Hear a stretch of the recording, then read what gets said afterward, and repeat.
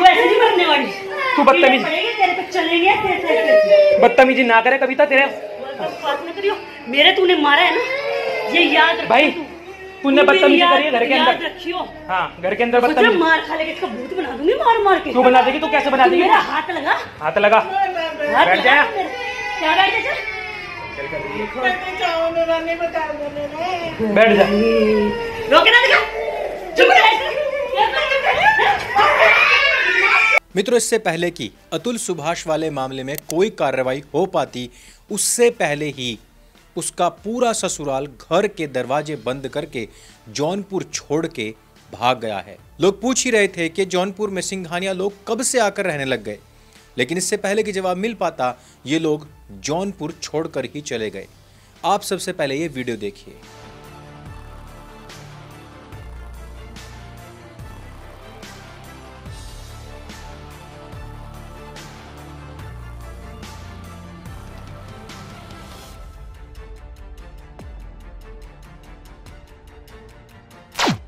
आज का हमारा विषय है कि कितने और अतुल सुभाष। अभी अतुल सुभाष की चिता ठंडी भी नहीं हुई होगी कि हमारे माननीय हाई कोर्टों के पुरुष विरोधी आदेश लगातार आने शुरू हो चुके हैं। एक बिल्कुल नया मामला सामने आया है जिसको सुनकर आपके पैरों के नीचे से जमीन ही खिसक जाएगी। प्रवीण कुमार जैन और अंजू जैन। प्रवीण कुमार जैन और अंजू जैन शादी के तकरीबन 6 साल तक एक साथ रहे। इसके बाद करीब 20 साल से दोनों ही अलग अलग रह रहे थे। प्रवीण ने आरोप लगाया था कि अंजू बहुत ज्यादा क्रूर है और उनके परिवार के साथ में उसका व्यवहार बिल्कुल भी अच्छा नहीं है। कोर्ट ने पति को एकदम साफ और स्पष्ट निर्देश दे दिया कि अगर उसको तलाक चाहिए तो एक मुश्त निपटारे के रूप में पत्नी को 5 करोड़ रुपए स्थायी गुजारा भत्ता दे। सुप्रीम कोर्ट ने पति से यह भी कहा है कि वो अपने लड़कों के लिए, उनके भरण पोषण और उनकी देखभाल के लिए 1 करोड़ रुपए उस लड़के को अलग से दे। जो लड़का जवान हो चुका है और सुनने में आया कि वो जॉब भी करता है, लेकिन फिर भी उसको अलग से 1 करोड़ रुपए उसकी आर्थिक सुरक्षा के लिए देने पड़ेंगे। अब आप स्वयं समझ सकते हैं कि 20 साल से अलग रह रही महिला, जिसका उससे तलाक भी नहीं हुआ है, उसकी जो औलाद थी वो भी साथ लेकर के चली गई है, तो इस पुरुष की इस समय पर आयु क्या होगी? वो तलाक से पहले कोई शादी भी नहीं कर सकता था कि अपना वंश चलाने के लिए कोई संतान ही पैदा कर लेता। लेकिन ऐसे समय पर पुरुष के हाथ कुछ भी नहीं लगा है।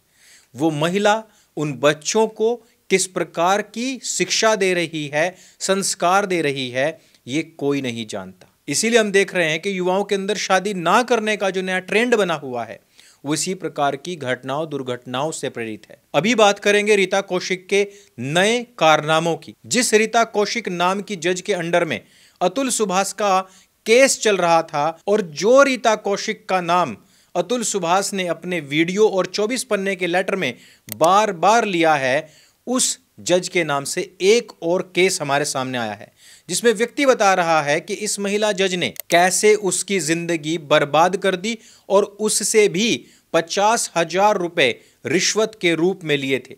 लेकिन उसके बावजूद भी उसको इसी मामले में लटकते रहना पड़ा था। अतुल ने अपने वीडियो में बताया था कि कैसे इस महिला जज ने उसे भी सेटलमेंट के लिए 5 लाख रुपए की रिश्वत देने को कहा था। मैं चुपचाप खड़ा था, फिर जज ने मेरी पत्नी को बाहर जाने को बोला और मुझसे बोला कि देखो ये केसेस तो ऐसे ही चलते हैं, सारे केसेस ऐसे ही डाले जाते हैं, झूठे होते हैं, सबको पता है, लेकिन सिस्टम ही यही है, तुम इसे सेटल कर लो, मैं तुम्हारे सेटल करवा दूंगी, 5 लाख रुपए तुम दो मुझे और मैं तुम्हारा केसेस सेटल करवा दूंगी इसी कोर्ट में, नहीं तो जीवन भर इसी कोर्ट के, इन्हीं कोर्ट्स के चक्कर तुम और तुम्हारी पूरी फैमिली काटती रहेगी।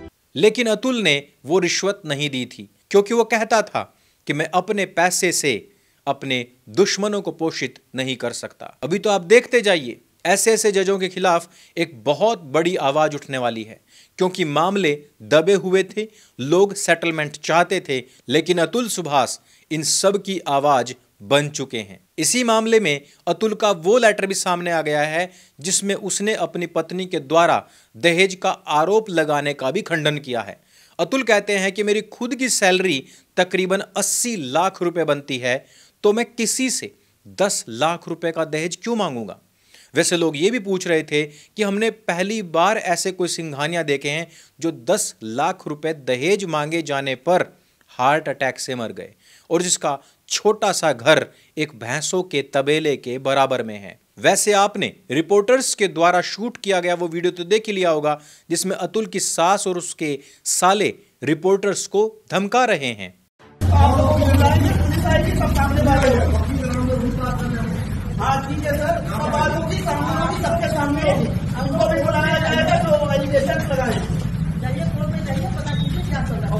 अच्छा, अधिवक्ता का एक तरफ तो इन लोगों ने एक व्यक्ति की जान ले ली, लेकिन ऊपर से हेकड़ी भी कम नहीं है। अब कोर्ट में इन सभी के खिलाफ केस चलेगा और हाई कोर्ट ने भी कह दिया कि इस प्रकार से पुरुषों को प्रताड़ित करने वाले लोगों के ऊपर कड़ी कार्रवाई होनी चाहिए तथा महिलाओं की सुरक्षा के लिए बने इन कानूनों का दुरुपयोग ना हो, ऐसी कानून में व्यवस्था होनी चाहिए। लेकिन इसी बीच जो कंगना रणावत का बयान आया है उसने सभी को कहीं ना कहीं शर्मसार तो कर ही दिया है।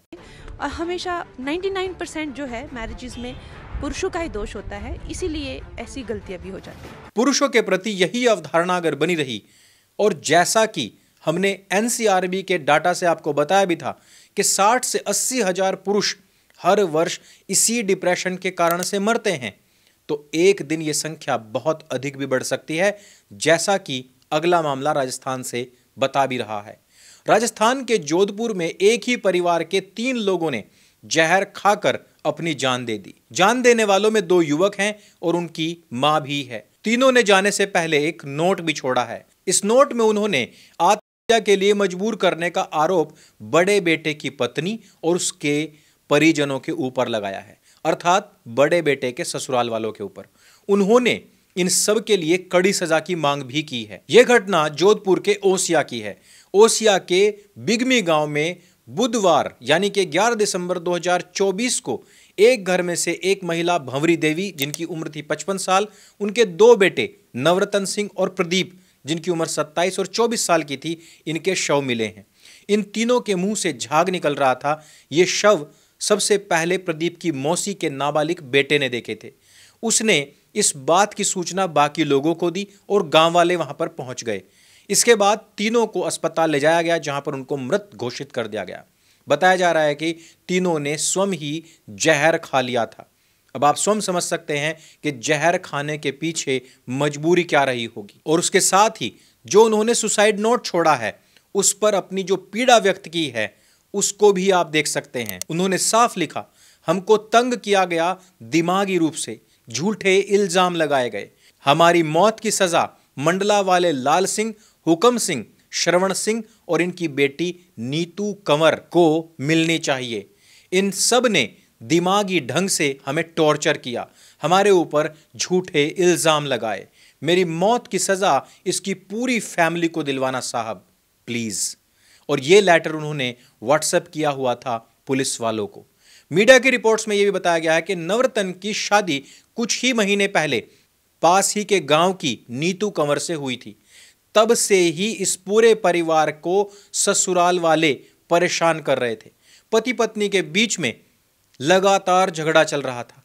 इस प्रताड़ना से ही तंग आकर तीनों ने ही अपनी जान दे दी। यानी कि मामले दर मामले बढ़ते जा रहे हैं, घर उजड़ते जा रहे हैं और उसी में एक और मामला फिर से हमारे सामने आ जाता है। केरल का एक तात्कालिक मामला जिससे हमें पता चलता है कि कोर्ट और जज पुरुषों के प्रति बिल्कुल भी संवेदनाएं नहीं रखते, अर्थात पूर्ण रूपेण संवेदनहीन हो चुके हैं। केरल से जो मामला सामने आया उसमें एक पीड़ित पति ने फैमिली कोर्ट से यह कहकर मुआवजा मांगा था कि उसकी बीवी किसी अन्य के साथ में भाग गई है। पति के अनुसार उसकी पूर्व पत्नी किसी के साथ सोना और पैसा लेकर भागी थी। ऐसे में उसने याचिका में कहा कि 20 लाख रुपए का मुआवजा मुझे मिलना चाहिए और सोना तथा नकदी मुझे वापस दी जाए। फैमिली कोर्ट ने तब सुनवाई करते हुए सोना और नकदी वाली मांग को खारिज कर दिया और मुआवजे के रूप में 4 लाख रुपए केवल दिए। यानी कि पुरुष के घर से जो सामान उठा था वो 4 लाख रुपए से ज्यादा था। फैमिली कोर्ट ने माना कि घटना से पति को बहुत ज्यादा मानसिक और भावनात्मक पीड़ा पहुंची है, इसलिए मुआवजा तो मिलना ही चाहिए। केरल के हाई कोर्ट में पुनर्विचार के लिए पहुंचा तो न्यायाधीशों ने क्या फैसला दिया होगा? मामला पलट दिया गया। उच्च न्यायालय ने कहा कि पत्नी के व्यभिचार को मुआवजे का आधार नहीं माना जा सकता।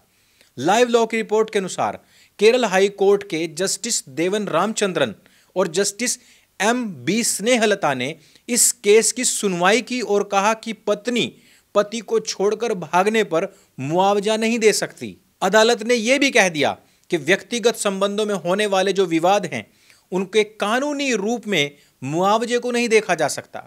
केरल उच्च न्यायालय ने यह भी कह दिया कि शादी एक संवैधानिक अधिकार है, यह एक व्यक्तिगत मामला है, इसको व्यक्तिगत स्वतंत्रता के रूप में देखा जाना चाहिए। अगर कोई व्यक्ति अपने साथी के साथ में संबंध समाप्त करता है, खत्म करता है या किसी अन्य व्यक्ति के साथ में भाग जाता है तो इसे कानूनी रूप से दंडनीय अपराध नहीं बताया जा सकता। अदालत ने यहां पर यह भी कहा कि विवाह और व्यक्तिगत संबंधों में बहुत सारी जटिलताएं होती हैं और उसका समाधान कानूनी प्रक्रिया द्वारा नहीं किया जा सकता। ऐसे मामलों को सामाजिक और व्यक्तिगत स्तर पर सुलझाने की आवश्यकता होती है।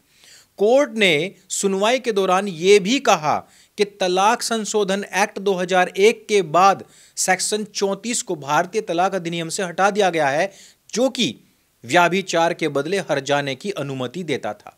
अगर आपका पति अथवा आपकी पत्नी किसी और के साथ में व्यभिचार कर रही है तो पहले उसका हर्जाना मिल जाता था, लेकिन अब नहीं मिलता है।